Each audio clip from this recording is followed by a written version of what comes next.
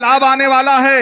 सुना है कि रमजान आने वाला है, मस्जिदों का दायरा वसी कर दो, बस 1 माह का मुसलमान आने वाला है। चंद दिनों के बाद देखेंगे तो 1 माह का मुसलमान आएगा और पूरी मस्जिद को भरकर फिर 1 महीना तक खूब रहेगा, उसके बाद फिर वैसा ही हो जाए। हजरत गिरामी, आइए अपने इलाके के आन बान शान मुकर्रिर शोला बयां खतीब जीशां हरदिल अजीज हजरत मौलाना मुफ्ती शफीक अहमद साहब कासमी इमाम खतीब जामे मस्जिद धोबनी व नाजिम मजलिस तहफ़्फ़ुज़ शरीयत नेपाल से दरखास्त करता हूं कि हजरत वाला तशरीफ लाएं और अपनी मवाइज़ हसना से हम सामीन को मुस्तफ़ीज़ फरमाए। अस्सलामु अलैकुम व रहमतुल्लाहि व बरकातुहू। वालेकुम सलाम व रहमतुल्लाह। अल्हम्दुलिल्लाह नहमदुहु व नस्तईनुहु व नस्तगफिरुहु व नु'मिनु बिही व नतवक्कलु अलैहि व नऊज़ु बिल्लाहि मिन शुरूरि अंफुसिना व मिन सय्यिआति अमालिना। मन यहदिहिल्लाहु फला मुदिल्ल लहु व मन युद्लिलहु फला हादिय लहु। वाशहदु अल्ला इलाहा इल्लल्लाह वहदहु ला शरीका लहु वाशहदु अन्ना मुहम्मदन अब्दुहु व रसूलुहु। अम्मा बाद, रब्बि शरह ली सदरी व यस्सिर ली अमरी वहलुल उक़दतम मिन लिसानी यफ़क़हू क़ौली। Rabbi ज़िदनी इल्मा, rabbi ज़िदनी इल्मा, rabbi ज़िदनी इल्मा। मेरे मोहतरम बुजुर्गों, दोस्तों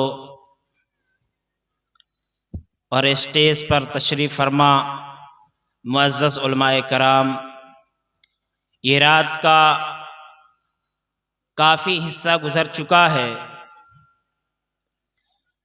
और ये समझिए कि सुनने का वक्त भी नहीं है, नींद जो है गालिब है।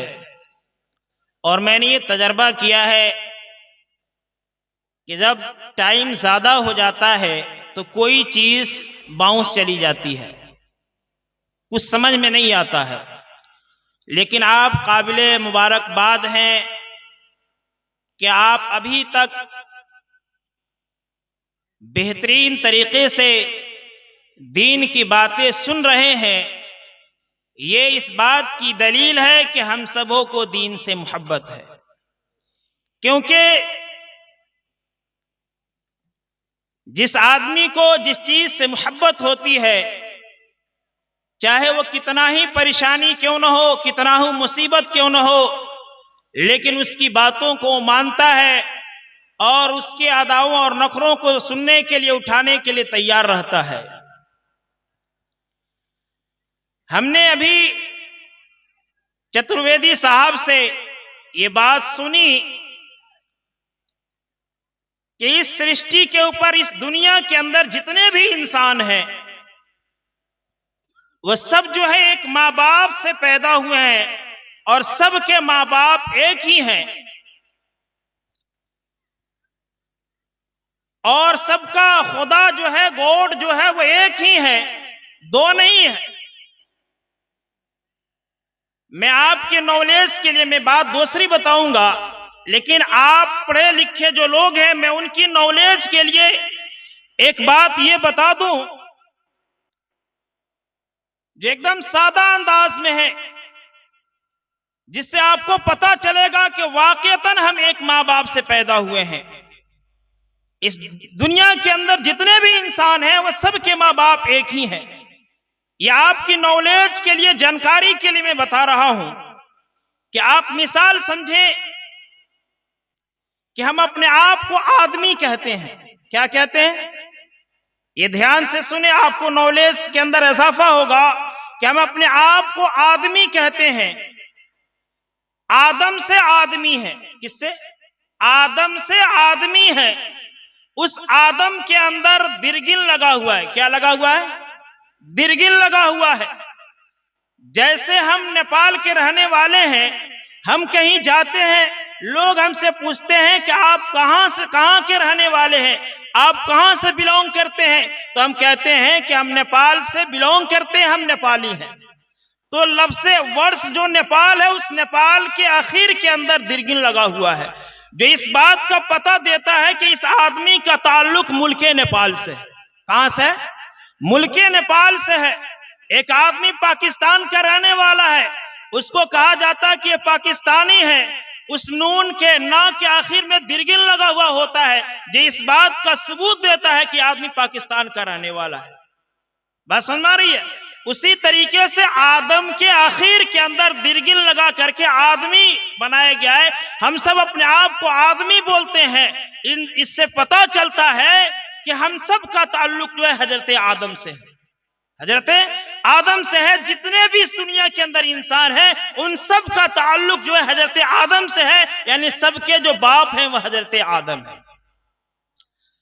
तो बताना ये था, आपके नॉलेज के लिए, जानकारी के लिए हमने ये बातें रख दी कि अगर आप पढ़े लिखे हैं, आप किसी से डिबेट करते हैं, आप किसी से बहस मुबासा करते हैं, आप किसी से बातें करते हैं, तो आसान लफ्जों के अंदर और आसान अंदाज के अंदर आप ये समझा सकते हैं। जब हमने जान लिया कि हमारा खुदा एक है और खुदा है, तो आखिर सवाल ये पैदा होता है कि खुदा ने हमें इस दुनिया के अंदर क्यों भेजा है। ये अपने आप से सवाल कीजिए कि खुदा ने हमें दुनिया के अंदर क्यों भेजा है। आखिर खुदा का क्या मकसद है इंसान को इस दुनिया के अंदर भेजने का। आप देखते हैं कि दुनिया के अंदर कोई भी ऐसी चीज नहीं है जो बेमाना और बेमकसद और बेकार बनाया गया हो। हर एक चीज का कोई ना कोई मकसद है। ये माइक बनाया गया है तो इसलिए बनाया गया है कि आवाज दूर दराज तक पहुंचे। मोबाइल बनाया गया है तो मोबाइल इसलिए बनाया गया है कि हम दूर दराज इलाकों के अंदर रहने वाले लोगों से राब्ता और कांटेक्ट कर सके, तो इसलिए मोबाइल बनाया गया है। बाइक बनाया गया है कि हम दूर दराज इलाकों का आसानी के साथ सफर कर सके। तो हम ये देखते हैं कि दुनिया के अंदर कोई भी चीज ऐसी नहीं है जो बेकार पैदा किया गया हो। तो क्या हम कभी ये सोचते हैं कि हम इंसान को अल्लाह ने बेकार पैदा किया है, या अल्लाह का कोई ना कोई मकसद है, या खुदा का कोई ना कोई मकसद है? हम कभी गौर करते हैं? गौर करके देखिए, अल्लाह ने कहा, ये एक हदीस कुदसी है, अल्लाह ताला फरमाता है, कुन्तु कंज़न मख्फिया फअहबब्तु अन उरफ़ा फखलक़तुल खल्क़ा। मैं एक पोशीदा खजाना था, मैं दे जाना कि मैं पहचाना जाऊं। मैंने ये चाहा कि मेरी पहचान हो, मेरी तारीफ हो, तो मैंने मखलूक को पैदा किया। मैंने मखलूक को पैदा किया, यानी अल्लाह ताला की मारिफत के लिए, अल्लाह ने अपनी मारिफत के लिए, अल्लाह ने अपनी इबादत के लिए इन सारी मखलूकात को पैदा किया है। और दूसरी जगह अल्लाह ताला कुरान मजीद के अंदर फरमाता है, वमा खलक़तुल जिन्ना वल इंसा इल्ला लियअबुदून, कि हमने इंसान और जिन्नात को इसलिए पैदा किया है ताकि वो मेरी इबादत करे, ताकि वो मेरी इबादत करे। तो हमने कुरान करीम से और हदीस कुदसी से ये पता लगा लिया कि अल्लाह ताला ने, गॉड ने, ईश्वर ने हमें इस दुनिया के अंदर इसलिए पैदा किया है ताकि हम गॉड को पहचाने, ईश्वर को पहचाने, अल्लाह को पहचाने, खुदा को पहचाने, खुदा की इबादत करे। ये अल्लाह ताला हमें बताता है। मेरे मोहतरम बुजुर्गों, दोस्तों, अल्लाह ताला कुरान मजीद के अंदर फरमाता है कि वही जात है जिसने खलकल मौत वल हयात, कि जिसने जिंदगी और मौत को पैदा किया, लियब्लुवकुम अय्युकुम अहसनु अमला, ताकि हम देखें कि तुम में से बेहतरीन अमल करके कौन लाता है। यानी अल्लाह ताला ने इस दुनिया के अंदर हम सभी इंसानों को इसलिए पैदा किया है ताकि हम खुदा की इबादत करें, ताकि हम खुदा की बंदगी करें, ताकि हम खुदा के सामने सजदा रेज़ हो। अल्लाह ताला ने हमें बेकार पैदा नहीं किया है। अब ये सुने कि अल्लाह ताला ने हमें एक मकसद के लिए पैदा किया है, हमें एक मकसद के तहत पैदा किया है। तो अगर हम खुदा ताला की मकसद के अंदर खरे नहीं उतरते हैं, अल्लाह ताला की मकसद को पूरा नहीं करते हैं, तो क्या अल्लाह ताला हमारे लिए आखिरत के अंदर ऐशो आराम की जगह देगा? आप मिसाल से समझे, समझने की बात है। मिसाल से समझे कि हमने एक लड़के को कुछ पैसा देकर के बाजार भेजा। आप शोर बंद कर दें और खामोशी के साथ सुने। जो बातें हो रही हैं, हम इस जलसे के अंदर आए हुए हैं, किस मकसद के लिए आए हैं कि हम दीन की बात सुने और उसके ऊपर अमल करें। अगर हम दीन की बात नहीं सुनेंगे और उसके ऊपर अमल नहीं करेंगे तो फिर हमारे आने का कोई मकसद नहीं रहेगा, कोई मकसद नहीं रहेगा। आज हम दीन की बातों को इसलिए नहीं सुनते हैं कि हमें दीन से